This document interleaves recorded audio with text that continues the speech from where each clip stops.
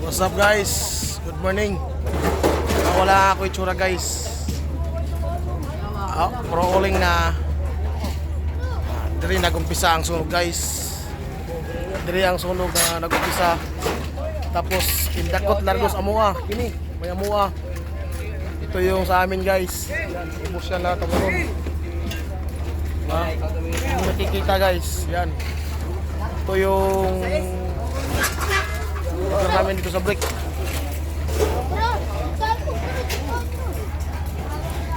Yan. Ubos yan guys. Wala talaga natira guys. May kasama pang motor. Yan. Bukod pa yun nasa labas. Ang motor. Ubos lahat. Yan.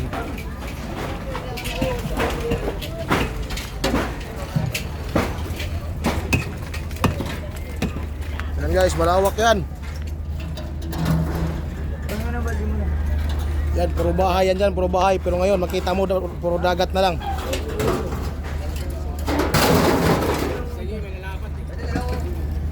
Yan. Mabigat yan to.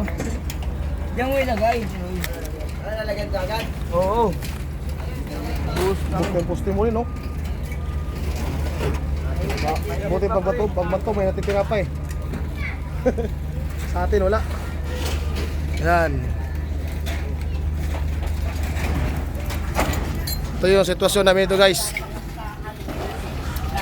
Ubos yung mga bahay. Walang natira, walang nailabas.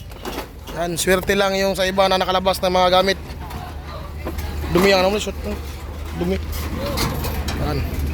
Magang umaga na. Yan, marami nang nangalakal guys para kahit papano maibili ng panibagong poste. Kahoy. Huwag kayo dyan magkalkal.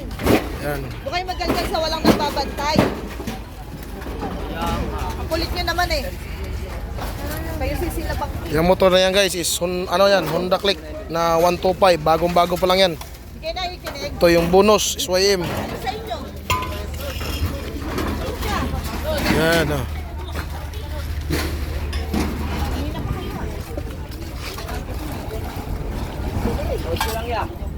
Buti ba sa'yo, nakatayo na pa eh. Wala naman. Hindi, ding-ding na lang kulang yan. Yan.